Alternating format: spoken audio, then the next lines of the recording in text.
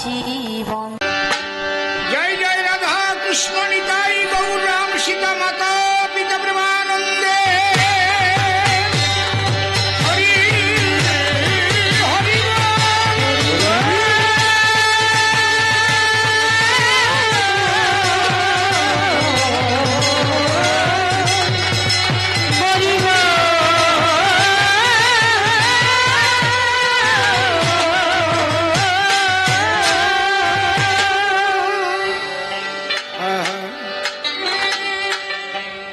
ও দয়াল সবই তোমার খেলা গো,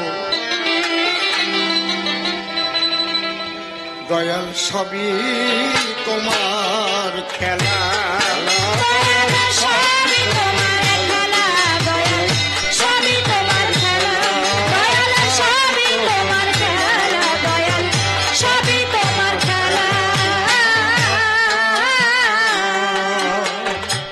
কখনো দাও কলঙ্কের হাত, আবার কখনো পরাও ফুলের মালা। সবই তোমার খেলা দয়াল, সবই তোমার খেলা। আপনারা পেছন থেকে আমার গান পুরো শুনতে পাচ্ছেন?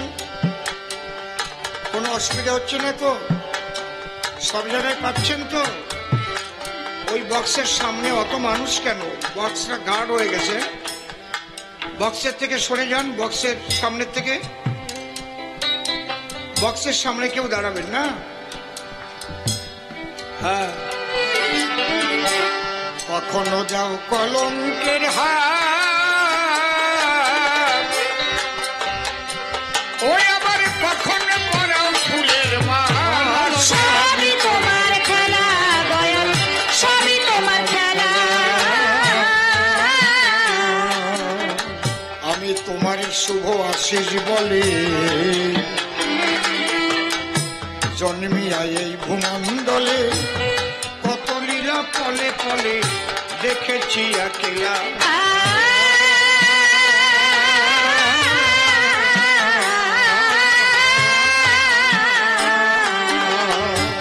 সরস্বতের পরশ দিয়ে খুললে ঘরের তালা। দয়াল খুললে ঘরের তালা। ও দয়াল রে,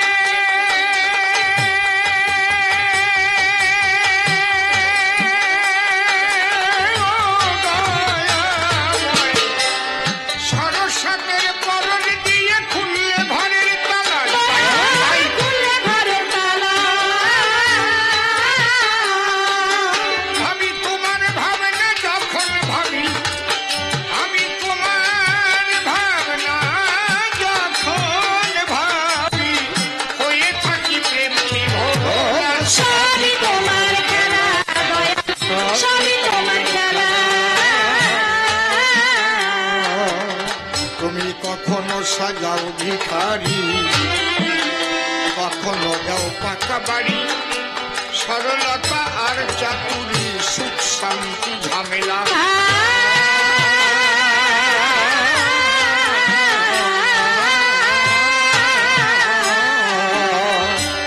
কখনো হয় সোনার মোহর, ধরলে মাটির ঢেলা।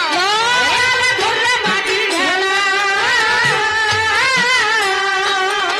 দয়াল রে, ও দয়াময়, কখনো হয় সোনার মোহর, ধরলে মাটির ঢেলা। দয়াল ধরলে মাটির ঢেলা। জ্বালাও ঝড়ের মুখে সন্ধ্যা প্রদীপ, তুমি জ্বালাও ঝড়ের মুখে সন্ধ্যা প্রদীপ। সাগরেতে ভাসাও ভেলা। সবই তোমার খেলা দয়াল, সবই তোমার খেলা। দেখাইয়ে অধরের হাসি, রাধে রাধে মনিটর কমবে লেডিস। দেখাইয়ে অধরের হাসি, কখনো করো উদাসী, কখনো করো মায়ার ফাঁসি। দেও যে কিতাব জ্বালা,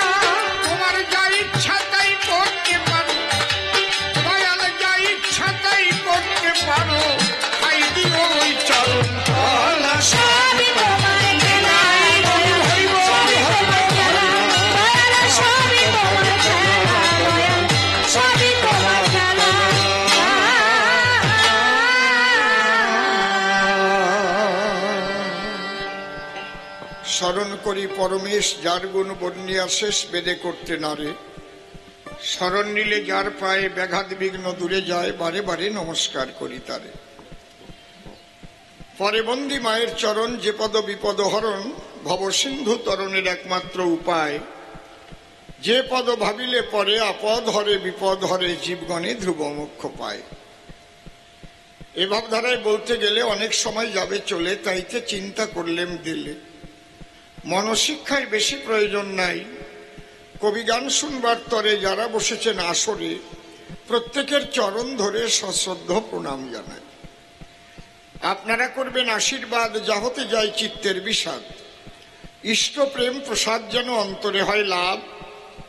যত দেহের খুঁটিনাটি ঝেড়ে দেহের ময়লা মাটি, ভেতরেতে জাগে যেন প্রকৃত পবিত্র স্বভাব। যা একেবারে বন্দনার ভাব করে শেষ বক্তব্য করিব পেশ।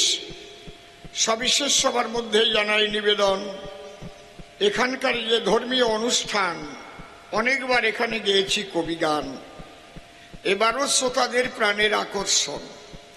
অসীম সরকার এলে পরে এই হরি বাসরে শ্রোতাদের হয় নাকি আনন্দ বর্ধন। তবে অনেক প্রতিকূলতার মধ্যে দিয়া আজ এসেছি ছুটিয়া। আপনারা একটু আশীর্বাদ দিয়ে আমাকে করবেন ধন্য। আপনাদের আশীর্বাদ পেলে আমি আপনাদের দিন ও ছেলে, আমি চলবো শুধু আশীর্বাদের জন্য। আমার বিপক্ষ কবি যিনি, স্বনাম ছেড়ে তিনি প্রেমানন্দ দাস নাম করিয়া গ্রহণ। আমাকে নাম দিয়ে যোগানন্দ, এবার ধরেছে একটু কাব্য ছন্দ। করিতে আজি দুজনের মধ্যে দ্বন্দ্ব, এসে দিল দর্শন। এইবার আমিও অসীম নামটি দিয়ে ছাড়ি, কবি গানের পাল্লা ধরি। যোগানন্দ নাম গ্রহণ করিলাম সভায়, প্রণামিয়া সেই মহামানবের পায়ে যাচ্ছি তার ভূমিকায়। সে যেন তার কথা কয়, ভক্তিপূর্ণ প্রণাম আমি জানাই তাই। মহামানবকে প্রণাম দিয়ে এবার তার ভূমিকা নিয়ে করব কিছু কৃষ্ণ কথা আলাপন। প্রথম প্রশ্ন করেছে দান, গুরু দাও তুমি সমাধান। আমি বিভিন্ন শাস্ত্র গ্রন্থের সিদ্ধান্ত করেছি অধ্যয়ন। বেদ বেদান্তে যাহা পাই, স্রষ্টার উপর কেহ নাই। পরম ব্রহ্ম স্রষ্টা আছে নিদর্শন। আবার গীতা ভাগবতে আমি বলি তোমার সাক্ষাতে, ওই যে আমার ব্যাসদেবের কলম অনুপাতে শ্রেষ্ঠ হয় কৃষ্ণ নিত্য নিরঞ্জন। গীতার শ্লোক থরে থরে অনেকগুলো গেছে উচ্চারণ করে। বলে আমি গেছি গর্তে পড়ে, তাহলে কলম ধরে গীত গোবিন্দ জয়দেব করিয়া লিখন। আমার কাছে খুলে বলো সেখানে কেন রাধার সম্মান বেশি দিল? তাহলে ওই জায়গা তো কৃষ্ণ ছোট হয়ে গেল, এতে মানে না আমার মন। ধরো আমার কথা ধরো, তাহলে কৃষ্ণ বড় না রাধা বড়, এটা তুমি মীমাংসা করো, শুনতে আমার আছে আকিঞ্চন। এইবার দিয়ে আমার কাব্যের ভাষা দেব আমি বিশুদ্ধ মীমাংসা। এ মীমাংসা আমার মুখের কথা নয়, আমার গোবিন্দের লীলা অনুসারে আমি মীমাংসা দেব তারে। জয়দেব কিন্তু কলম ধরে রাধার শ্রেষ্ঠত্ব দেয় নাই সেই জায়গায়। ঘটনাটা কি ঘটেছিল একটু বলা আপনাদের কাছে ভালো। জয়দেব যখন এই গ্রন্থ লিখতে গেল, মনের মধ্যে প্রশ্ন তার হইল উদয়। যখন এমন জায়গায় পৌঁছে গেছে, সেখানে এই নাটকে কৃষ্ণ কর্তৃক রাধারানীর পাও ধরা আছে। এই জায়গায় বিপাকে পড়েছে জয়দেব। তখন না, জয়দেব মনে করে ভাবনা কৃষ্ণকে দিয়ে তো রাধার পাও ধরানো যাবে না, কারণ এ হলে তো শাস্ত্র বিরুদ্ধ কর্ম হয়। কিন্তু জয়দেব ভাবে তুলি ধরি, কিন্তু এখন যদি এইটা আমি না লিখন করি তাহলে তো আমার নাটকও নষ্ট হয়। এই কথা চিন্তা করে তুলি কলম রেখে মন্দিরে জয়দেব ধীরে ধীরে স্নান করবার তরে করিল গমন। অজয় নদীর কূলে গেল, সেখানে মুখে হাত দিয়ে ভাবতেছিল যে কি করে আমি ধরাই কৃষ্ণ কর্তৃক শ্রী রাধার চরণ। দেখবেন মনের মধ্যে চিন্তা থাকলে পরে কেউ যদি পায়খানা করবার জন্য ঢোকে পায়খানার ভিতরে, পায়খানা হয়ে গেছে, তাও 8 ঘন্টা বসেই আছে, মনে নাই বেরোবে, এরকম হয় না? খাঁটি কথা কোন হয় কি না? হয়ে যায়। আমি একদিন গামছা টামছা খুলে ল্যাংটা হয়ে বেরোয় গেছিলাম, চিন্তা করতে করতে বাইরে চোখ শুয়ে করি। এই কথা বলা দরকার, আমার শিষ্য ছেলে সজল সরকার যে কবি গান গায়, সে বাইরে দাঁড়াইছিল, সে দেখে বাবা ওই অবস্থায় বেরোয় এলো। বাবা করো কি? ও আমার কিছু পড়া নাই, এ তুমি ঠিক পাই যাই। কারণ আমি কি চিন্তা করতে করতে বেরোইছিলাম সেটা আপনাকে কব না। এ জাগতিক কোনো চিন্তা না, জাগতিক চিন্তা করে আমি বের হই নাই ওই প্রকারে। সেদিন বুঝতে পারলাম যে মানুষ ল্যাংটা হয়ে চলে ফেরে, তাহলে তার মন কোন অবস্থায় গেলে ল্যাংটা হতে পারে মহাশয়। কারণ দৈহিক জ্ঞান যখন থাকে না তার, সে ল্যাংটা কি কাপড় পরা, তাই না? থাকে না সে সেই জ্ঞানের ভিতর। এই জন্যে জয়দেব মনে চিন্তা করে আমি কি করে লিখি কলম ধরে, কারণ শ্রীকৃষ্ণ তিনি সারোদ্ধার, ঈশ্বর পরম কৃষ্ণ সচ্চিদানন্দ বিগ্রহ, অনাদিরাদি গোবিন্দ সর্বকারণে কারণম। গুরু পিতা গুরু মাতা গুরু ভগ্নী গুরু ভ্রাতা গুরু সর্বভয়ত্রাতা জীবনন্তকালে অদ্যকারে কবিগানে প্রণাম করি শ্রী গুরু অসীমের চরণে। তুমি গুরু নিজ গুণে স্থান দিও তব চরণ তলে। গুরুর পরে দিয়ে জীবন ভার কাব্য সিন্ধু হব পার, অন্তরের একান্ত আকিঞ্চন। তাই জয় গুরু বলে ঝাঁপ দিয়ে কাব্য সলিলে তুমি রক্ষা করিও হে মোর জীবনের জীবন। ভক্ত ভক্তার চরণ ধুলি, ভক্তিতে নেই মস্তকে তুলি, সেই শুভ আশীর্বাদ করবেন বরিশন। এই ভক্তের আশিস পেলে পরে অসম্ভব সম্ভব হতে পারে, শাস্ত্র মাঝারে রয়েছে তার নিদর্শন। যাকে ভাবধারায় বলতে গেলে অনেক সময় যাবে চলে, তাই তো চিন্তা করলে দিলে মনশিক্ষার অধিক প্রয়োজন নাই। এবার কবিগানের সূত্র ধরে দাঁড়াইয়ে সবার ভিতরে আমি একটা ভূমিকা গ্রহণ করতে চাই। কারণ জানেন যত বিজ্ঞ দলে কবিগান গাইতে গেলে দুজনকে দাঁড়াতে হয় 2 দলে। এ কথা নতুন বলে আর বলার কিছু নাই। এবার দুজনে 2টি পক্ষ ধরে দাঁড়াইয়ে সবার ভিতরে আমরা দেখাবো যার যার ভূমিকার বড়াই। তবে নির্মল নামটি করে নাশ, আমি দাঁড়াইয়ে সভা পাশ। শিষ্য প্রেমানন্দ দাসের ভূমিকা আজই করিলাম গ্রহণ। আমার বিপক্ষীয় বক্তা যিনি যোগানন্দ গোস্বামী, তিনি তার সিফাত পদ্মে ভক্তিপূর্ণ প্রণাম আমি করিনু অর্পণ। এইবার কোথা থেকে আলোচনা, বসে শুনুন সৌধি জোনা, আমি এক এক করে করি উত্থাপন। বসে শুনুন বিজ্ঞ নারী নরে, গুরু আমায় দীক্ষা দেওয়ার পরে কিছু শাস্ত্র গ্রন্থ ধরে আমার করে করিল অর্পণ। বলে খোকা আমার কথা নিবি, এইগুলো ভালো করে অধ্যয়ন করবি, তাহলে তোর মধ্যে থেকে বিভিন্ন ধরনের জ্ঞান হইবে জাগরণ।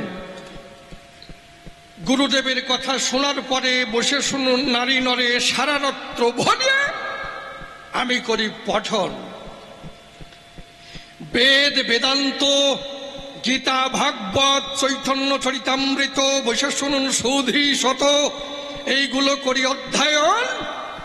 এইগুলো পড়ার পরে বসে শুনুন নারী নরে, আমি যেন গেছি গর্তে পড়ে, কিছু কিছু জায়গায় বুঝতে পারি নাই কখন। কারণ এই জগতে গুরুদেব যারা আমি দিয়ে বলি আমার কাব্যের ধারা, তারাই কিন্তু সবকিছু জানে মহাশয়, তারাই জানে, তাই নয়? কিন্তু শিষ্যরা কয়জন জানে? আমি তো অজ্ঞানন্ধ হয়ে ভুবনে, আমার মধ্যে তো সেই ভক্তি সেই ভাব হয় নাই জাগরণ। তাই যত পড়ি রে ভাই, তাতে আমার বোঝার কোনো শক্তি নাই। যেটুক অধ্যয়ন করি রে ভাই, তার মধ্যে আমি কিছু কিছু জায়গায় বুঝতে পারি নাই। কারণ কোথায় কোথায় আমি বুঝতে পারি নাই, খুলে বলি সভ্য সবার ঠাই, সেই কথাগুলি আজ আমি তুলে ধরতে চাই গুরুদেবের সদন। কি দেখুন, বেদে কি বলেছে? বেদে বলছে স্রষ্টাই শ্রেষ্ঠ। বেদে বলেছে স্রষ্টাই শ্রেষ্ঠ। বেদের সার উপনিষদ, উপনিষদের সার গীতা। আমি বলি সবার হেতা। যখন দেখি ওই গীতার পাতা, তখন দেখি রে ভাই, আমার শ্রীকৃষ্ণের উপরে ত্রিজগতে আর কেহ নাই, নাই, নাই। প্রমাণ নিয়ে যান। অর্জুন যখন বিশ্বরূপ দেখতে চেয়েছে, তখন ভগবান শ্রীকৃষ্ণ কি বলছে? না তুমাং সক্ষসে দ্রষ্টু মনে নৈব সচক্ষুষা দিব্যং দদামি তে চক্ষুস্পর্শ মে যোগমৈশ্বরম। হে অর্জুন, তুমি তোমার সামান্য চক্ষুর দ্বারা আমাকে দর্শন করিতে পাইবে না। আমি তোমাকে দিব্য চক্ষু প্রদান করছি, যদ দ্বারায় তুমি আমার জগৌষর্য রূপ দেখো। তখন অর্জুন কি দেখছে?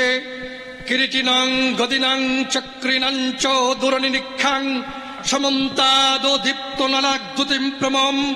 তুমি কিরীটি, গদা, চক্রধারী, তেজ রাশি স্বরূপ, যেদিকে তাকাই তুমি তেজে অগ্নি সূর্যের সমান, তোমাকে দেখা বা মাপা যায় না। আরো দেখিতেছি অনাদিম ধন্ত মনন্ত বীর্য মনন্ত বাহুং শোষি সূর্য নেত্রম পশ্যামি তাং দীপ্ত হুতাশ বক্তং সতেজসা বিশ্বমিদং তপন্তম।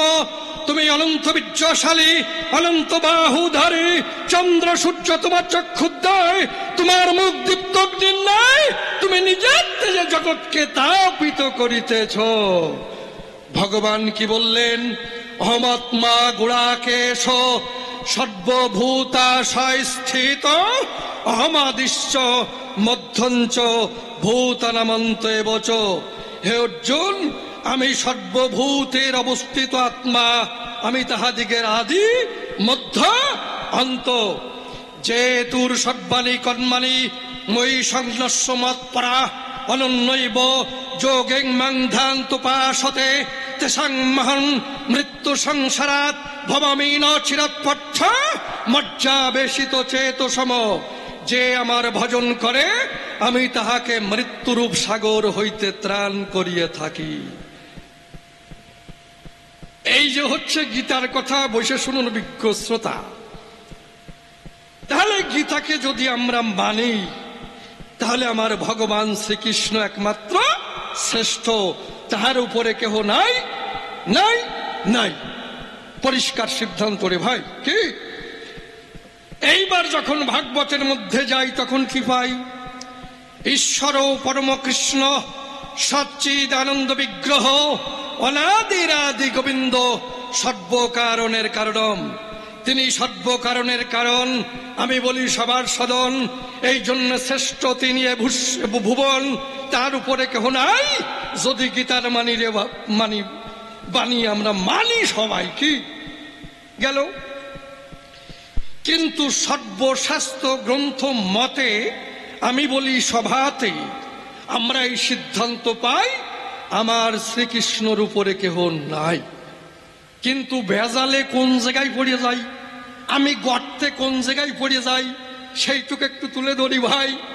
কারণ জয়দেবের লেখা গীত গোবিন্দখানা যখন আমি অধ্যয়ন করি, তাই তার মধ্যে কি পাই? কিশোরীর দাস মই পিতবাস ইতেক সন্দেহ যার, কোটি কোটি জনম করিলে ভজন বৃথাই ভজন তার। চমৎকার সমস্ত শাস্ত্র গ্রন্থ, বসে শুনুন জ্ঞানবন্ত, দিয়েছে একই সিদ্ধান্ত, শ্রীকৃষ্ণর উপরে কেহ নাই। জয়দেবের লেখা গীত গোবিন্দ যখন পড়ি, আমি যাই গর্তে পড়ি, ওখানে রাধা রানীর শ্রেষ্ঠত্ব পাই। কারণ যিনি সর্বকারণের কারণ, এ বিশ্বভুবন, যাহার করে সাধন ভজন, যাহার করে পূজন, তিনি রাধা রানীর চরণ মস্তকে করেছে ধারণ। আমি বলি সভ্য সভা পাশ, তিনি আজ হয়ে গেছে রাধা রানীর চরণের দাস। সর্বনাশ। তাহলে শ্রেষ্ঠত্ব যাহা কিছু ছিল সব কোথায় হারিয়ে গেল? জয়দেবের লেখা গ্রন্থখানি যখন চোখে পড়িল কি তখন রাধারানীর শ্রেষ্ঠত্ব পাই। তাই অন্তরে আছে ভাবো, এইখান থেকে গুরুদেবের কাছে প্রশ্ন করব, দেখি আমার গুরুদেব কি সিদ্ধান্ত দেয় সবার সদন। কি দাঁড়িয়ে বলি সবার ঠাই এইবার মানে আমি প্রশ্নের মধ্যে যাই। তাহলে বাবা আমি এইখানে বুঝতে পারি নাই, বেদ বেদান্ত গীতা ভাগবত দিয়েছে একই মত, ভগবান শ্রীকৃষ্ণর উপরে কেহ নাই নাই নাই, তিনি শ্রেষ্ঠ। কিন্তু জয়দেবের লেখা গীত গোবিন্দে কেন রাধারানী শ্রেষ্ঠত্ব পায়? এই কৃষ্ণ শ্রেষ্ঠ হবে না রাধারানী শ্রেষ্ঠ হবে? এই রাধা কৃষ্ণর মধ্যে কোনজন শ্রেষ্ঠ হবে? এর জবাব আমি তোমার কাছে চাই। রাধা বড় না কৃষ্ণ বড়, এর একটা মীমাংসা করো। তোমার কাছে পরিশুদ্ধ জবাব পেয়ে আমি সুখী হতে চাই। পরিষ্কার দাঁড়িয়ে বলি সবার ঠাই আমার প্রশ্নে কোনো ভেজাল নাই নাই নাই। কারণ আমি একটা কথা করি বর্ণনা, আমি শিষ্য কিন্তু বেশি একটা সুবিধাজনক না। কারণ আজকে গুরুদেবকে যখন কাছে পাই, যেখানে যেখানে বুঝতে পারি নাই সেখানে আমি বুঝতে চাই, আর একটু বাদাইয়ে যাই। দেখুন রাধা বড় না কৃষ্ণ বড় গেল। আচ্ছা এইবার সর্বশাস্ত্র সিদ্ধান্ত মতে কৃষ্ণ শ্রেষ্ঠ ভগবান গেল। যদি বেদ বেদান্ত গীতা ভাগবত এইগুলো মানি তাহলে শ্রেষ্ঠ ভগবান কৃষ্ণ জনার্দন, পরিষ্কার। আর এদিকে যদি জয়দেবের লেখা গীত গোবিন্দ মানি রাধারানীর শ্রেষ্ঠত্ব পাই। কি এখন কি সর্বশাস্ত্র গ্রন্থ এর কথা মেনে চলবো না জয়দেবের লেখা গীত গোবিন্দ অনুসরণ করে চলবো? কোনটারে মানব, কোন পথে চলবো, কার মান্যতা দেব, এর পরিশুদ্ধ জবাব চাই। পরিষ্কার অন্তর দিয়ে দেখুন ভেবে আজকে বেকায়দা বেজালে ভরে যাবে। যাক প্রথম প্রশ্ন গেল হয়ে কার্যনায়, সে কথা কই আর একখানা প্রশ্ন করি উত্থাপন। কি দেখেন একই গ্রন্থে কি পাওয়া যায়?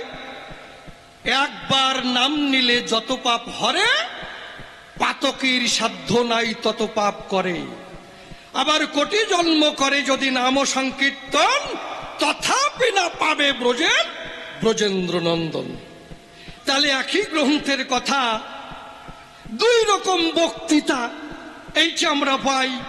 তাহলে একবার নিলে কি হবে আর কোটি জন্ম নিলে কি হবে, এর একটা পরিশুদ্ধ জবাব বাবা তুমি আমায় দিয়ে যাবে। সবাই কোনটা গ্রহণ করবে? একবার নেবে না কোটি জন্মকালী হরে কৃষ্ণ হরে কৃষ্ণ হরে কৃষ্ণ, কোনটা কবে? কি দাদা কি কও? হ্যাঁ ব্যাপারটা কিন্তু বুঝলাম না। কারণ যদি কেউ একবারে সমুদ্র পার হতে পারে এক্সারসাইজ, তাহলে তো কোটি বাদ দেওয়া লাগে। তাহলে কোনটা করব? ও কি খালি শেষটি তাহলেই থাকবো না এক্সারসাইজ চলিয়ে যাবো? কোনটা করবো? কি এর মধ্যে কোনটা শ্রেষ্ঠ হবে, কোন পথে চলবে, কোন ভাবে নাম করবে, কোন ভাবে জীবের উন্নতি হবে, এর জবাব চাই। পরিষ্কার যাকে প্রশ্ন গেল হয়ে কার্য নাই সে কথা কই আর একখানা প্রশ্নের মধ্যে আমি যাই। কি দেখুন এই যে নিতাই গৌর দুটি ভাই, যুগধর্ম করতে এলো বিতরণ, একজন হলো গৃহবাসী আর একজন হলো সন্ন্যাসী। এইবার এই দুই পথের মধ্যে কোন পথ জীব করিবে গ্রহণ? দেখুন মহাপ্রভুর পথ কি দেখেছেন?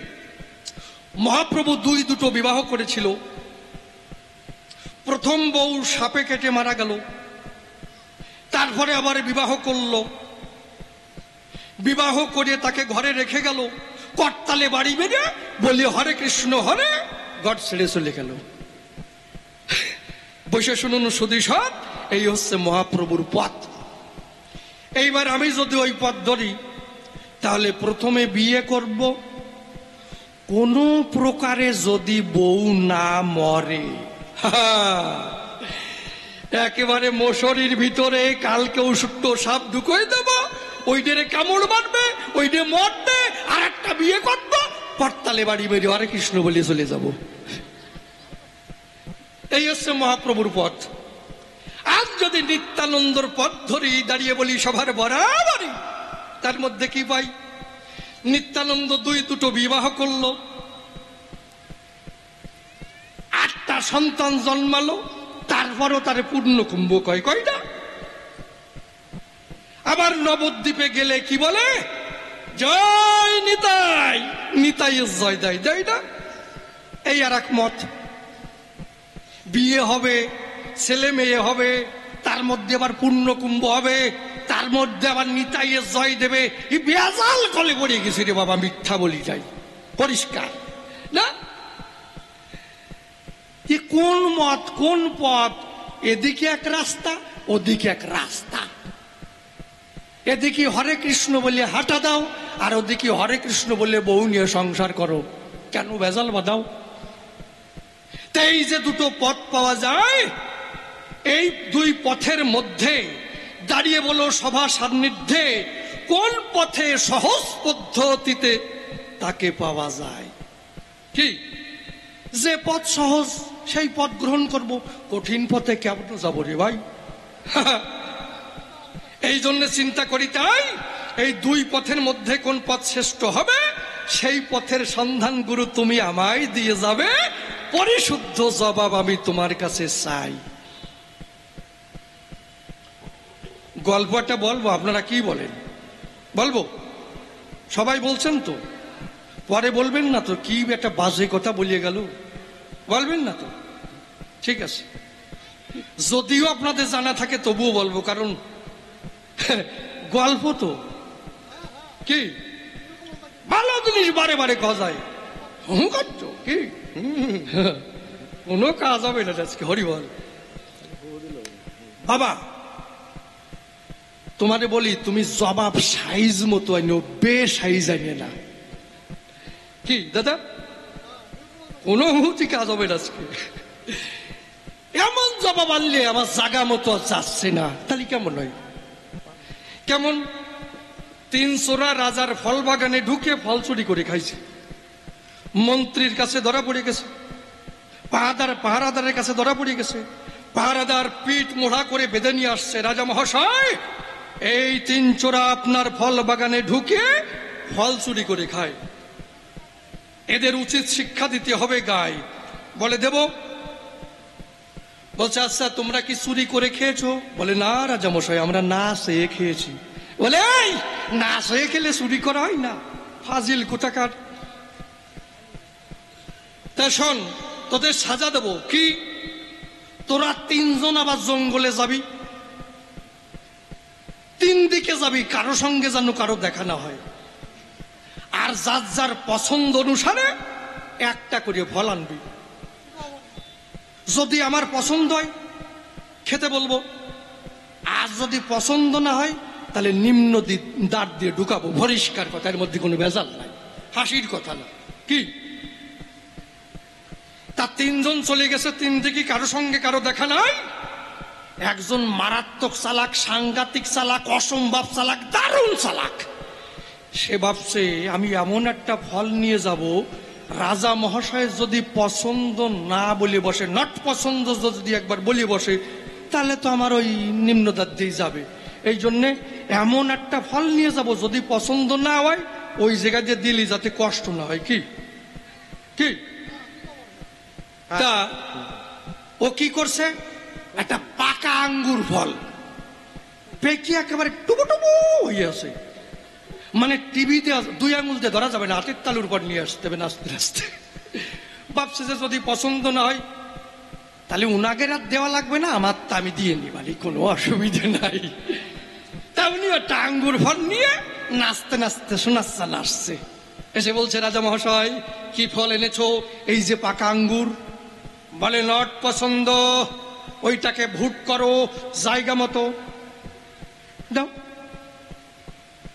বলছে আপনাদের আর কষ্ট করা লাগবে না, আমার তো আমি নিজেই দিয়ে নিচ্ছি। কারণ কি বলবো সবাতল, ও জানে এর মধ্যে আছে একটু জল, তাছাড়া তো আর কিছু না।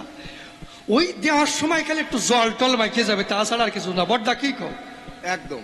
আচ্ছা, তা ওই দেওয়ার আগে টিভি লাগিয়ে সাত একটু রস বেরোইছে, যা। এর পরের জন কি করেছে, এই সাইজের ডাসা পেয়ারা নিয়ে আসছে। ডাসা, রাজা মহাশয় এই যে ডাসা, রাজা মহাশয় বলে নট পছন্দ, ওইটাকে ভুট করো। এখন ওই যে ডাসা ওরে ভুট করিয়ে যখন ওইটা ধরে দিচ্ছে ঠাসা, যখন লাগছে ঘষা, রক্ত ঝরঝর করে পড়ছে, চিৎকার করছে, ওরে বাবারে মানে মরে গেলাম, আবার হাসছে। বললে রাজামশাই বলে, এই একবার হাসলি একবার কাঁদলি কিসের দায়? বলে রাজামশাই আমি কাঁদলাম কেন জানেন? এই সাইজের ডাসা যখন ধরে দিচ্ছেন ঠাসা, বেদনায় চিৎকার করছি, কান্না করছি, ওরে বাবারে মারে মরে গেলাম, হাসলি কেন?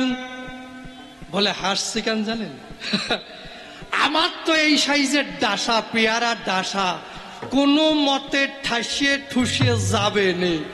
ওই দেখেন ওই যে পরের জন এই সাইজের কাঁঠাল নিয়ে আসছে, কাঁঠাল ওর কি গতি হবে নে। তা বাবা খারাপ গল্প বলি নাই, মানে তুমি জবাব সাইজ মতো আইনো যাতে আমার ভেতরে ঢোকে। কি খারাপ কইছি নাকি? সাইজ মতো জবাব আমার ভেতরে ঢোকে, কাজ শুরু হয়ে যাবে। যাক, তবে আর বেশি বলে কাজ জ্বলাই সভাস্থলে এইবার করি একখানা গানের আয়োজন। আছেন যত বিজ্ঞ শ্রোতা, পালন করে নীরবতা, আমার গানের দিকে রাখেন দিয়া মন।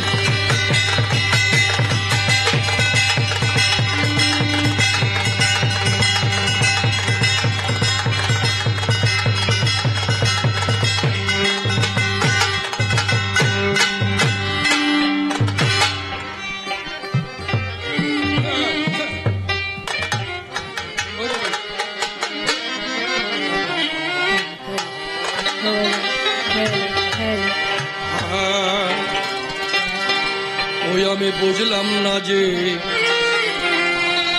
কি খেলা লেছে নিরন্তর, আমি বুঝলাম না যে কি খেলা চলেছে নিরন্তর, আমি বুঝলাম না যে কি খেলা চলেছে নিরন্তর।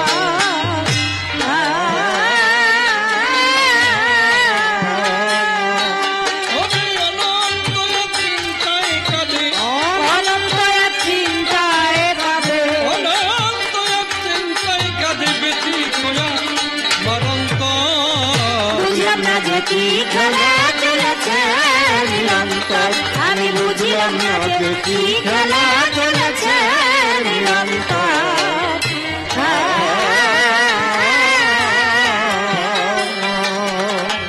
কবে প্রথম সৃষ্টি ধারার প্রবাহে ভেসে প্রাণের কণা প্রকাশিল মানুষের দেশে, মানুষের দেশে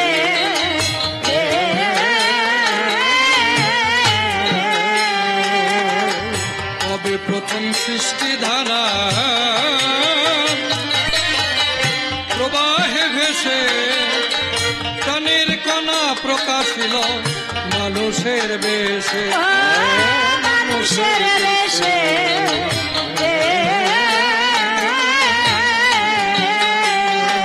এসব যার ইচ্ছা হয়েছে কেসে, যার ইচ্ছা হয়েছে এসব যার ইচ্ছা হয়েছে কেসে, তারই খুঁজি জীবন ভর। বুঝলাম না যে কি খেলা চলেছে নিরন্তর, আমি বুঝলাম না যে কি খেলা চলেছে নিরন্তর।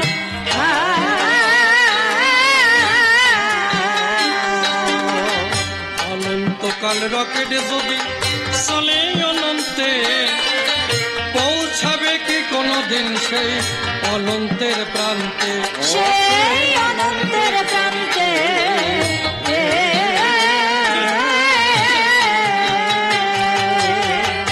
অনন্তকাল রকেট যদি চলে অনন্তে, পৌঁছাবে কি কোনদিন সেই অনন্তের প্রান্তে? সেই অনন্তের প্রান্তে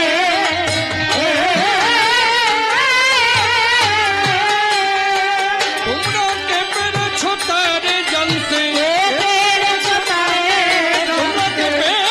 পেরেছ তারে জানতে? অনন্ত প্রেমের সার বুঝলাম না যে কি খেলা চলেছে নিরন্তর, আমি বুঝলাম না যে কি খেলা চলেছে নিরন্তর।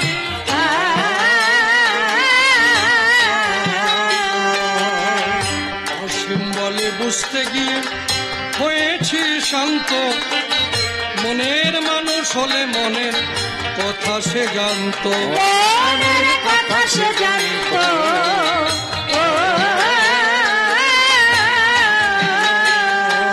আমি অনন্ত পথের এক পান্থ, অনন্ত পথের এক আমি পান্থ। অনন্ত পথের এক পান্থ, সদা কাঁধে এই অন্তর।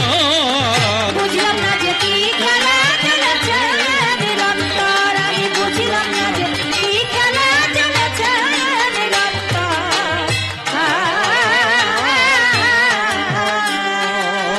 যে ভাবেতে প্রশ্ন করলেন সবারই সদন, আপনারা বসে বসে শুনলেন জ্ঞানীজন। এই যে গুরুদেব আমার সভাতে আসিল, প্রেমানন্দ বদন ভরে হরি হরি বল। যেভাবেতে প্রশ্ন করলেন সভ্য সবার ঠাই, পরিষ্কার কথাই আমি জানিবার চাই। রাধা বড় না কৃষ্ণ বড় ব্যাখ্যা বটে করিয়ে বুঝাইয়ে দিয়ে যাবে সভাতেই বিপদে। একবার নাম নিলে যত পাপ হরে, পাপকে সাধ্য নাই তত পাপ যে করে। আর কোটি জন্ম করে যদি নাম সংকীর্তন, তথাপি না পারে বোধের ব্রজেন্দ্র নন্দন। একবার নাম নিলে তাতে কি বা ফল, আর কোটি জন্ম নিলে তাতে কি বা ফল। শুদ্ধভাবে আসরে এসে বুঝাবে যে তাই, পরিষ্কার তত্ত্ব কথা জানিবার চাই।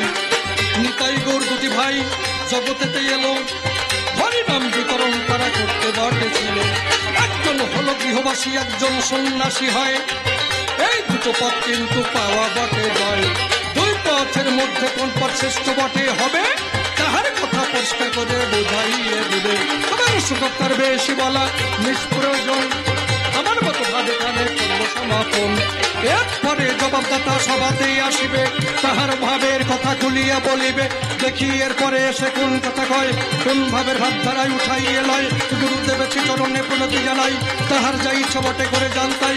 গুরু যদি কান্ডারি হয়ে বসে কারণ নাই, ভাঙাতরি হলো তার বাড়ি উঠে যায়। না তোমার বাড়ি ভাঙাতরি হলো তার বাড়ি উঠে বাড়ি। একভাবে বেশি বলে নাই প্রয়োজন, আমার মতো ভাবখানে করছে মন, এদিকে আছে মন তত্ত্ববান, মন তোলা করে যায় সবার চরণ। এই পর্যন্ত আমার ভাব